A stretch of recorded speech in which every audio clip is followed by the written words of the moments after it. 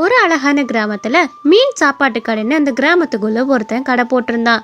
அந்த கடைக்கு ஒரு சப்ளையரா ஒருத்தன் வேலைக்கும் சேர்ந்திருந்தான். அவன் சரியான திருடனாவும் இருந்தான். அன்னைக்கு அவனோட கடையில எந்த ஒரு கஸ்டமரும் வராதனால வெளியே நின்னு உத்து பாத்துக்கிட்டு இருந்தான். ஏன்டா நான் வந்ததுல இருந்து பாத்துக்கிட்டு இருக்கேன், கடைய வெளியே நின்னு பாத்துக்கிட்டே கிடக்குற. நீ வந்ததுல இருந்து ஒரு கஸ்டமர் கூட கடைக்கு வரவே மாட்டேங்கிறானுங்க. அதுக்கு முன்னாடி வரைக்கும் கடை ரொம்ப அபூர்வமா ஓடிக்கிட்டு கிடந்துச்சு. என்னாச்சுன்னே தெரியல, ஒரு பையன் வர மாட்டேங்கிறான். என்னங்கய்யா இப்படி சொல்றீங்க?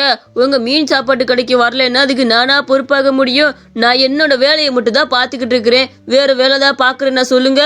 அப்ப அந்த கடைக்கு 2 பேரும் சாப்பிடறதுக்காக வந்தாங்க. அண்ணா, எங்க 2 பேத்துக்கும் ஆளுக்கு ஒரு மீன் சாப்பாடு கொடுக்குறீங்களா? வேலி கிராமத்துல இருந்து வந்திருக்கோம், ரொம்ப பசியோட வந்திருக்கிறோம், கொஞ்சம் பார்த்து போட்டு கொடுங்க. அடடே, வாமா, இந்த மீன் சாப்பாடு நம்ம கடையிலே நல்ல ருசியா இருக்கும். மீன் குழம்பு ஒரு மீன் பொரியலோட இருக்குது. தம்பி இந்த எடுத்து வைக்க சொல்றேன், எல்லாரும் உட்காந்து சாப்பிடுங்க. மன திருப்தியோட இங்க சாப்பிட்டு போகலாம். சாப்பாடு எவ்வளவு வேணாலும் வாங்கிக்கலாமா, கவலையே படாம வயிறார சாப்பிட்டுட்டு போங்க. அடே முட்டா பையலே, என்னடா பாத்துக்கிட்டே கிடக்குற? அவங்க 2 பேத்துக்கும் சாப்பாடை எடுத்து வையி. இப்படி வர்றவங்களும் இவ்வளவு நேரம் உட்கார வச்சேன்னா என்ன அர்த்தம்? வந்ததுமே சடன் வேலையை பார்க்க ஆரம்பி. அந்த சப்ளையரும் அங்க இருந்த 2 பேத்துக்கும் தன்னோட மீன் சாப்பாடுகளை எடுத்து வச்சான். சரிங்கய்யா, நீங்க ஏன் இவ்வளவு நேரம் இங்க நின்றுட்டு இருக்கீங்க? நீங்க வீட்டுக்கு கிளம்புங்க, வந்த கஸ்டமரை நான் பாத்துக்கிறேன், நீங்க கிளம்புங்க. சரிடா, அவங்களுக்கு என்ன வேணும்னு கேட்டு நல்லா உபசரிச்சு கொடு. அவங்கள மனசு கோணாதபடி நடந்துக்கணும், புரியுதா? நான் வீட்டுக்கு போயிட்டு திரும்ப வர்றேன். அந்த கடை ஓனரும் தன்னோட வீட்டுக்கு கிளம்பி போய்கிட்டு இருந்தாரு. வேற ஏதாவது வாங்கிக்கணும் வாங்கிக்கோங்க. சாப்பாடு அளவில்லாத சாப்பாடு தான், நீங்க எவ்வளவு வேணாலும் வாங்கி சாப்பிட்டுக்கலாமா, வேணும்னா வாங்கி சாப்பிட்டுக்கோங்க. இல்லைங்கண்ணா, நாங்க சாப்பிட்டு முடிச்சிட்டோம், போதும். மீன் சாப்பாடு எவ்வளவு ரூபான்னு சொன்னீங்கன்னா நாங்க அந்த பணத்தை கொடுத்துட்டு போயிருவோம். மீன் சாப்பாடு ஒன்னு 150 ரூபாய் ஆச்சுமா. 2 பேத்துக்கு சேர்த்து 300 ரூபாய் கொடுத்துட்டு போங்க. அட கடவுளே, என்னது இது உக வேலையாவுல இருக்குது? ஒரு சாப்பாடு 150 ரூபாவா? இந்த கிராமத்துக்குள்ள எல்லாமே 80 ரூபாய்க்குள்ளதான் இருக்குன்னு கேள்விப்பட்டு வந்தேன். இங்க என்னப்பா நீ இவ்வளவு விலை சொல்ற? கொஞ்சம் பணத்தை குறைச்சுக்கப்பா. இவ்வளவு பணம்லாம் எங்கனால கொடுக்க முடியாது. அதுக்கு நான் என்ன பண்ண முடியும்? நீங்க சாப்பிட்டுட்டு நானா பில்லு கட்ட முடியும்? அப்படி உங்கள்கிட்ட பணம் இல்லைன்னா இங்க வந்து பாத்திரம் வலிக்கு போடுற வேலையை பாருங்க. வேலையை பார்த்து முடிச்சதுக்கு அதுக்கப்புறம் உங்க பணம் இதுல கழிஞ்சிச்சுன்னா நீங்க வீட்டுக்கு கிளம்பலாம்.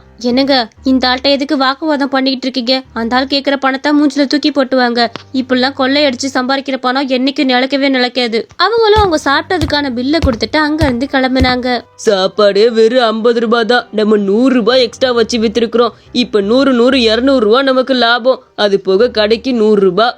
இப்படி லாபம் வச்சு விற்கலன்னா அந்த ஹோட்டல்ல எல்லாம் நம்ம வேலை பார்க்க முடியுமா? இதுதான் சரியான வழி, நல்ல வழியா போச்சுப்பா. இப்படி ஓனர் இல்லாத நேரம் ஆட்டையை போட்டுக்கிட்டாதான், இல்லைன்னா முடியுமா? ஏண்டா, என்னடா எப்பவும் இந்த சைடு வரவே மாட்டேன், இன்னைக்கு ஆச்சரியமா வீட்டு தேடி வந்திருக்கிற? எப்பவும் பொண்டாட்டியோன்னு இந்த சைடு விடவே மாட்டாளே. என் வீட்டுக்கு போகணும்னாலே அப்படியே மூஞ்சியே எரிஞ்சு போயிருமே. என்ன விஷயத்துக்காக வந்திருக்கிற சொல்லு. ஏம்மா, கடை ஒன்றும் வருமானமே ஓடலம்மா. நீ தான் பணம் ஒரு 5000 ரூபாய் இருந்தா கொடுக்கணும். சுத்தமா கையில பணமே இல்லை, கடையும் ஓட்டம் கம்மியா தான் இருக்குது. நான் என்னத்தை தான் பண்றதுன்னு எனக்கும் தெரியலம்மா. ஒரு 5000 ரூபாய் பணம் கொடு. ஆமா, இப்ப புலம்பி என்னடா பண்றது? ஹோட்டல்ல எல்லா விலையும் கூடி வச்சுக்கிட்டேன்னா நாங்க என்ன பண்ண முடியும்? வர்ற மக்கள்லாம் எப்படி உன் கடையில வந்து வாங்கி சாப்பிடுவாங்க? உன் ஹோட்டல்ல ஒரு மீன் சாப்பாடு 150 ரூபாய் விற்கிற, உனக்கு மனசாட்சியே இல்லையாடா? ஒரு 50 ரூபாய்க்கு வித்த சாப்பாடை 150 ரூபாய் கொடுத்தா எந்த ஆளு தான் வாங்குவாங்க? அதான் வியாபாரம் பூரா போச்சு. என்னம்மா நீ சொல்ற? நான் 150 ரூபாய்க்கு விற்கிறேன்னா? இல்லம்மா, இப்ப வரைக்கும் என் கடையில 50 ரூபாய்க்கு தானே நான் பொருள்கள் எல்லாம் வித்துக்கிட்டு இருக்கிறேன். எப்படி நீ 150 ரூபான்னு சொல்லிக்கிட்டு இருக்கிற? உனக்கு மூளை எது குழம்பி போயிருச்சா என்ன? இத நான் சொல்லல, அன்னைக்கு பக்கத்து ஊர்ல இருந்து ஒருத்தவங்க வந்திருந்தாங்க. அவங்க தான் இதை பத்தி கிட்ட சொன்னாங்க. அடடே வாங்கம்மா, பசியில வந்திருப்பீங்க, 2 வாய் வீட்டுல வந்து சாப்பிட்டுட்டு போங்க. பக்கத்துல உங்க அம்மாவுக்கு ரொம்ப உடம்பு சரியில்லைன்னு கேள்விப்பட்டேன், பார்க்கத்தான் வந்திருக்கீங்களாக்கும். பரவாயில்ல, உங்க அம்மா சாப்பாடு எதுவும் செஞ்சு வச்சுக்கல, நீ வா நம்ம வீட்டுல வந்து 2 வாய் சாப்பிட்டுட்டு போ. இல்லைங்கம்மா, உங்களோட பையனோட கடையில தான் சாப்பிட்டு வந்தோம். ஆனா அவருக்கு எங்களை யாருன்னு தெரியல, எங்களுக்கு அவரை நல்லாவே தெரியும் பாத்துக்கங்க. இருந்தாலும் உங்க பையன் கடையில இவ்வளோ விலை வச்சு விற்க கூடாதுமா. ஒரு மீன் சாப்பாடு 150 ரூபாய் சொல்றாரு. அவருக்கே மனசாட்சி வேணாமா? இத கொஞ்சம் மாத்த சொல்லுங்கம்மா. நாங்க என்னதான் இருந்தாலும் சரின்ட்டு காசை கொடுத்துட்டு தான் வந்தோம். ஆமாம்மா, ஒரு சாப்பாடு 150 ரூபானா ரொம்ப அதிக ரேட்ல. ஏழை மக்கள்லாம் எப்படி சாப்பிட முடியும்? உங்க மகட்ட சொல்லி கொஞ்சம் மாத்த சொல்லுங்க. இதுதாண்டா நடந்தது. இவ்வளவு விலைய கூட்டி வச்சேன்னா யாரு வருவா? எனக்கு என்னமோ ஓ மேல சந்தேகம் இல்ல, அந்த கடைக்காரன் மேலதான் சந்தேகமா இருக்குது. நீ தான் இப்ப சொல்றியே உன்னோட சாப்பாட 50 ரூபாய்க்கு தான் நான் விக்கிறேன்னு. அப்ப அந்த கடையில வேலை பாக்குறவன் தான் ஏதோ தில்லு முள்ளு காரியம் பண்றான்னு நினைக்கிறேன். 50 ரூபாய் சாப்பாட 150 ரூபான்னு சொல்லி அவன் 100 ரூபாய் எடுத்துக்கிறான்னு நினைக்கிறேன். அந்த திருட்டு பையன் என்னென்ன வேலை பார்த்துருக்குறான் பாத்தியா? அவனை சும்மாவே விட மாட்டேம்மா, கொஞ்சம் பொறு, நான் அவனை போய் வச்சுக்கிறேன். ரொம்ப கோவமா அந்த கடை ஓனர் அங்க இருந்து கிளம்பினாரு. ஏலே, இங்க பாரு, மரியாதையா இந்த கடையை விட்டு வெளியே போனியே. இனிமேல் ஒவ்வொரு நிமிஷமும் உனக்கு மரியாதையே இல்ல பாத்துக்க. உன்னைய நம்பித்தானடா இந்த கடையை விட்டுட்டு போனேன். எப்படி இப்படி நம்பிக்கை துரோகம் பண்ண மனசு வந்தது? 50 ரூபா சாப்பாட 150 ரூபான்னு போட்டு 100 ரூபாய் நீ ஆட்டையை போட்டுட்டு இருந்திருக்கிற. இந்த விஷயம் எனக்கு இன்னைக்குதான் தெரிய வந்தது. எதனால கடை கூட்டம் வரலன்னு இப்பதான் புரியுது. ஐயோ, அப்படிலாம் இல்லைங்கய்யா.